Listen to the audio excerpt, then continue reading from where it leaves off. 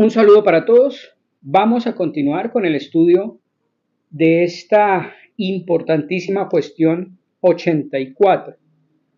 En el artículo 2, Santo Tomás se pregunta: Utrum anima per essentiam suam corporalia intelligat. Ya en el artículo primero, Santo Tomás se ha preguntado si las cosas corpóreas, el mundo físico, además de poder ser conocido por medio de los sentidos, puede también ser entendido propiamente hablando, es decir, conocido por medio de la inteligencia, de nuestros conceptos. Ahora se pregunta Santo Tomás si el alma entiende en virtud de su propia esencia los seres corporales. ¿Qué significa esta pregunta? Significa que Santo Tomás se está aquí preguntando si el alma, para conocer las cosas corporales, dirige su mirada a sí misma, de tal manera que viéndose a sí misma, en sí misma y por sí misma, alcanza conocimiento de las cosas corpóreas. Va a responder Santo Tomás. Vamos a leerlo, como siempre recomiendo hacer. Hay que leer a Santo Tomás. Santo Tomás es el maestro por excelencia. Nosotros solamente somos lectores de Santo Tomás y tratamos como mucho de motivar la búsqueda del propio Santo Tomás.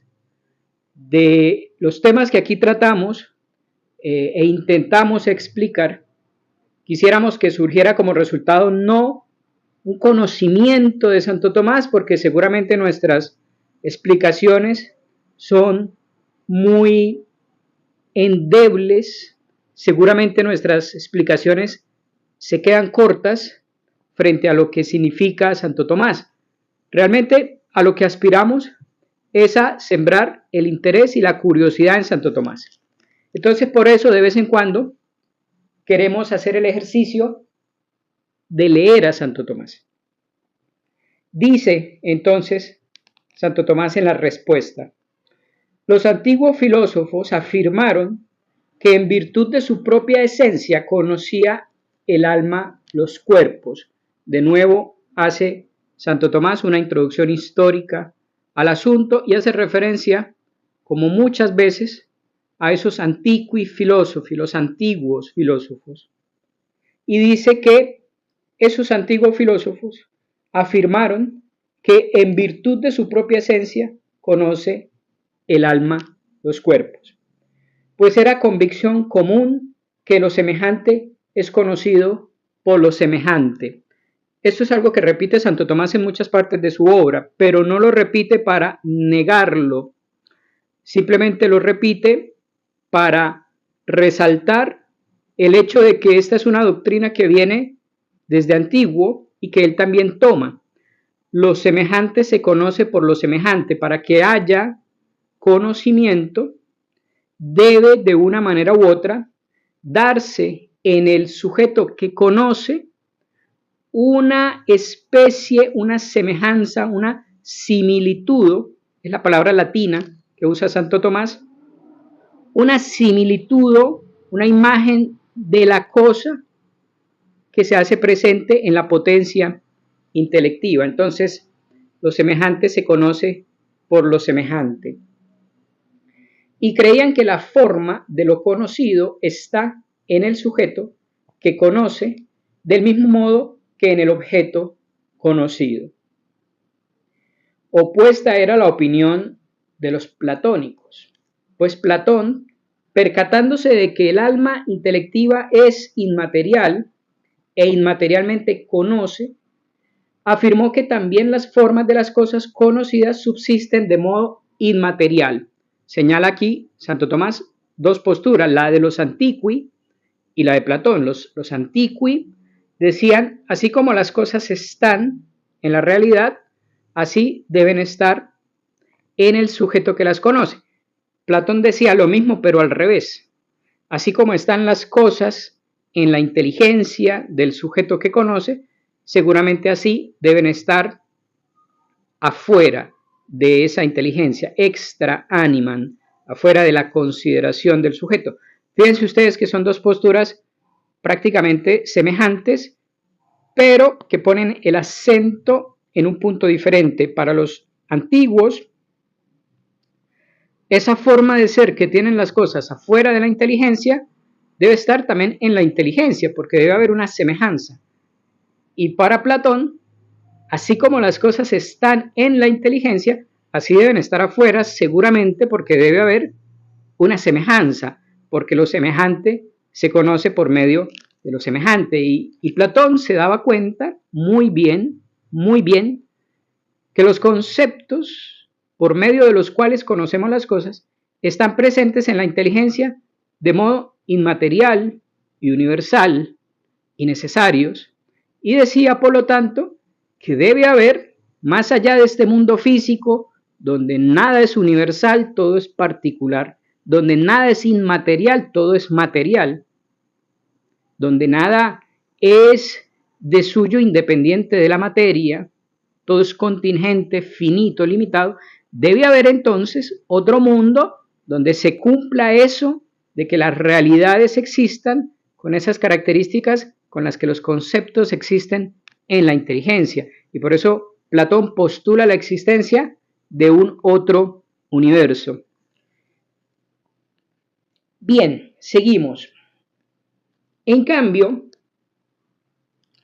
antes dice, Platón, percatándose de que el alma intelectiva es inmaterial e inmaterialmente conoce, afirmó que también las formas de las cosas conocidas subsisten de modo inmaterial. En cambio, los primitivos naturalistas, por cuanto consideraban corpóreas y materiales las cosas conocidas, establecieron que también en el alma que las conoce debían estar materialmente.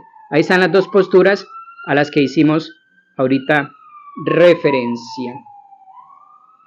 Por eso, a fin de poder atribuir al alma el conocimiento de todas las cosas, sostuvieron que era de naturaleza común a todas ellas, y como la naturaleza del ser que ha sido originado está constituida por sus principios, atribuyeron al alma la misma naturaleza de su principio.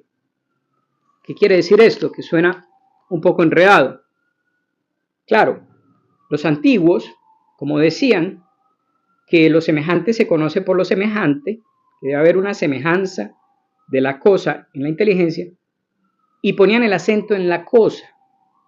Y la cosa es material, concreta, individual, finita, contingente, mudable, etc.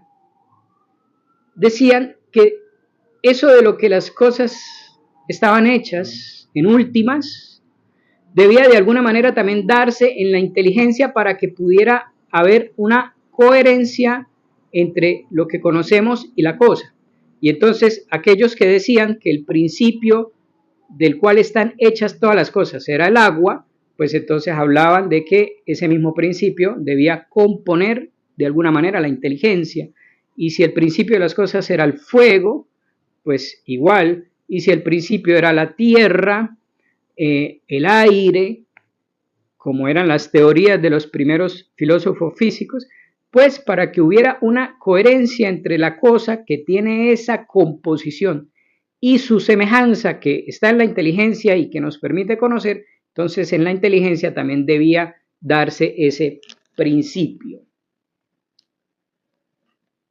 De este modo, quien afirmó que el primer principio de las cosas es el fuego, opinó que el alma es de naturaleza ígnea o de fuego. Y lo mismo con respecto al aire o al agua. Empédocles, otro de los filósofos antiguos, que estableció 4 elementos materiales, afirmó también que estaba constituida el alma de esos 4 elementos materiales. Entonces, Empédocles decía que todo está hecho de tierra, fuego, aire y agua. Por lo tanto, si con la inteligencia queremos conocer las cosas que están hechas de tierra, fuego, aire, agua, pues evidentemente, según estos filósofos, razonaban que la inteligencia debía estar hecha, debía estar constituida de esos mismos principios, porque si la inteligencia iba a estar constituida de otros principios diferentes, pues entonces, ¿cómo Si lo semejante se conoce por lo semejante, ¿cómo iba entonces a poder la inteligencia darnos a conocer aquello que está hecho de tierra, fuego, aire y agua? Así pues, habiendo determinado que las cosas están en el alma materialmente, dedujeron, confundiendo el entendimiento con los sentidos, que el conocimiento del alma es material. Pero es inadmisible esta opinión, dice Santo Tomás, que no se anda con rodeos.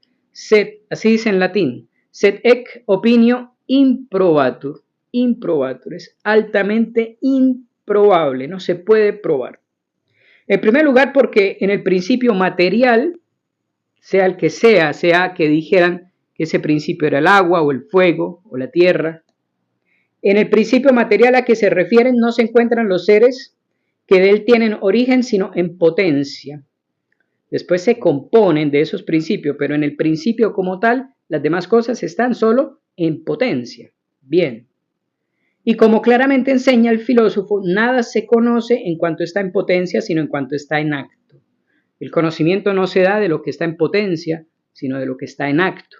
Yo conozco cuántos goles va a hacer Colombia el próximo domingo en la final contra Argentina, después de que pase el partido. Antes de que pase el partido, esos goles están en potencia, y ojalá sean varios, pero están en potencia, no los puedo conocer, la inteligencia no conoce lo que solo está en potencia.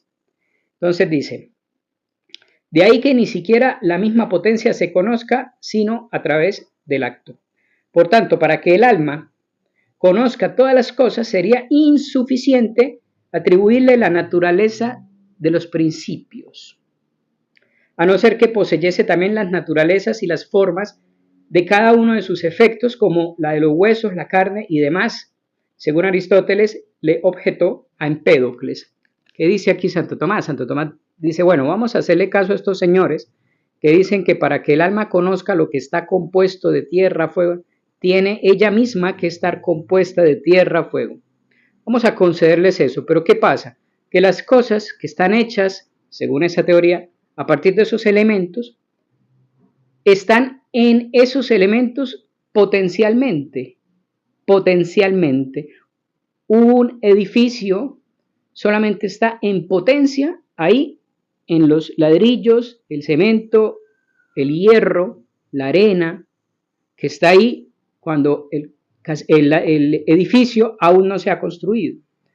El edificio está ahí, pero está en potencia. Tenemos los principios, pero el edificio como tal está todavía en potencia. Hace falta que exista verdaderamente el edificio por medio de la acción de la causa agente. Entonces dice Santo Tomás, si vamos a suponer que la inteligencia está hecha, está constituida de esos mismos principios, aún así no se explicaría todavía el conocimiento, porque las cosas están en los principios solo en potencia.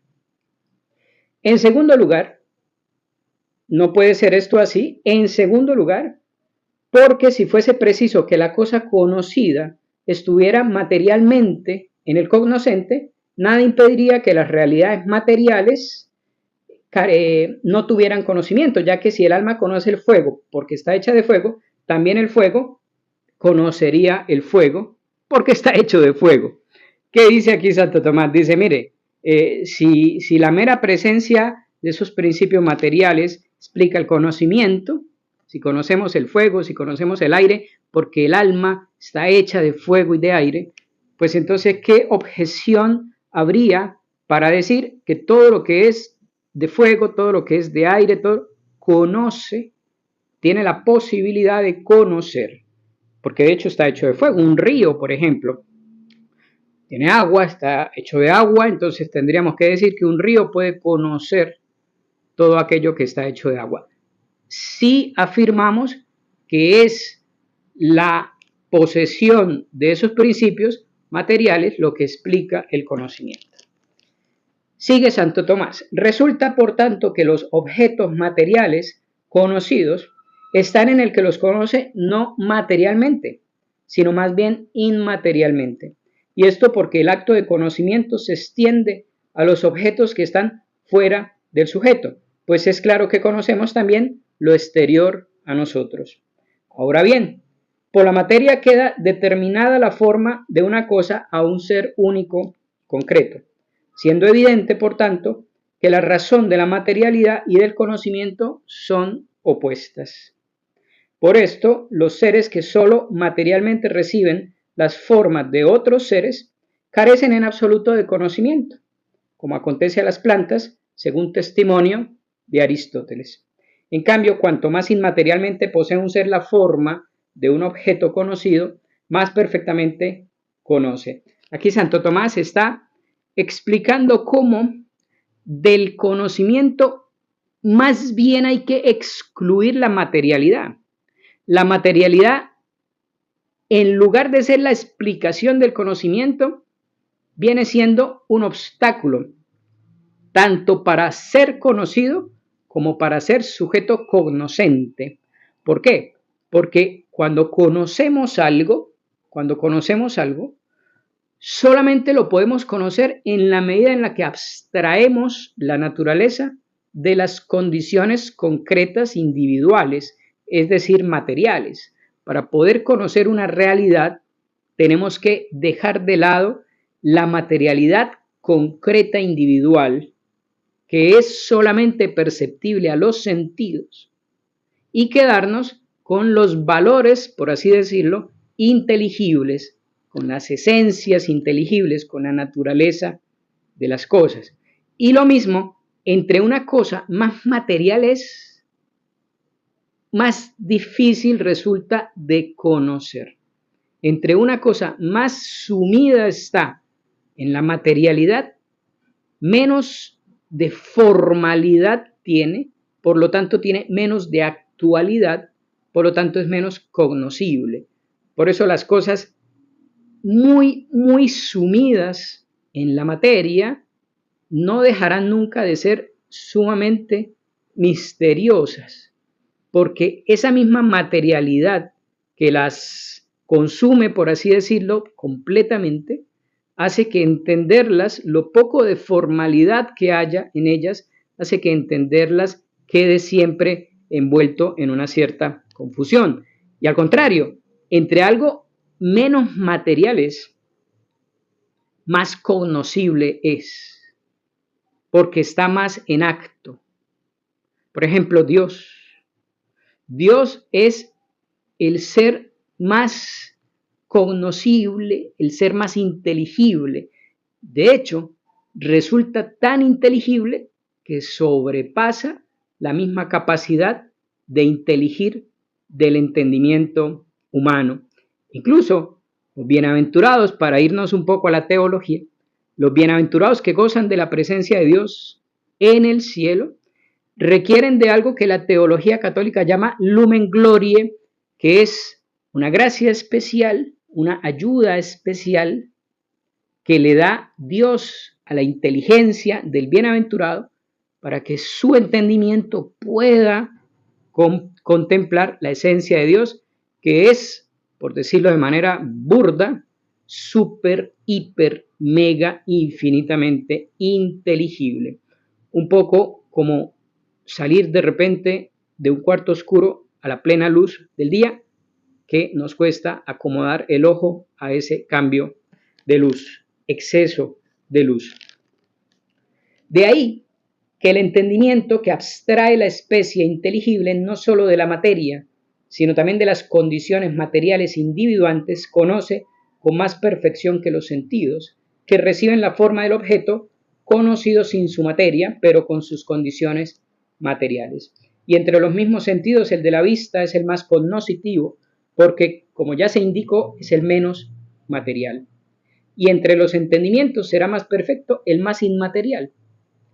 De todo ello, así termina Santo Tomás, de todo ello se deduce claramente que si existe un entendimiento que conozca todas las cosas por su esencia, debe poseerlas todas inmaterialmente, de modo semejante a como los antiguos suponían la esencia del alma compuesta en acto por los principios de todas las cosas materiales, a fin de que pudiera conocerlas a todas. Y ojo acá, es exclusivo de Dios poseer una esencia que contiene inmaterialmente todas las cosas. al modo como los efectos preexisten virtualmente en su causa. Por consiguiente, solo Dios conoce todas las cosas en virtud de su propia esencia, ni el alma humana, ni el ángel. Se preguntaba Santo Tomás en este artículo si el alma entiende en virtud de su esencia los seres corporales. Y va a decir que para entender por su esencia los seres corporales, habría que tenerlos todos en su esencia. Y resulta que esto solamente se da en Dios, cuya esencia se identifica con su ser y es Dios la causa primera de todas las cosas. Causa eficiente primera, causa final, causa ejemplar de todas las cosas. Por lo tanto, solamente en la esencia de Dios, así como están los efectos en sus causas, están contenidas todas las cosas. Todas las cosas que existen solamente existen en cuanto son reflejo de la infinita perfección que solamente se contiene en la esencia de Dios. El alma humana está lejos de ser una esencia infinita y además su entendimiento es una potencia, no está siempre en acto de conocimiento y cuando está en acto de conocimiento está en acto de una especie, de un objeto por conocer. No está ni siempre en acto de conocimiento ni en posesión actual de todos los inteligibles posibles, para lo cual, repetimos, tendríamos que decir que la esencia del alma humana es infinita, lo cual rayaría en la demencia.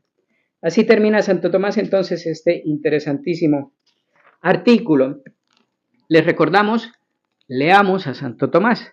Es un ejercicio interesante, es un ejercicio enriquecedor y nos permite no solo irnos familiarizando con su manera de hablar, con su manera de explicar, sino a la vez, evidentemente, aprender muchas cosas. En este canal, por lo menos, siempre vamos a insistir en la necesidad de leer directamente a Santo Tomás.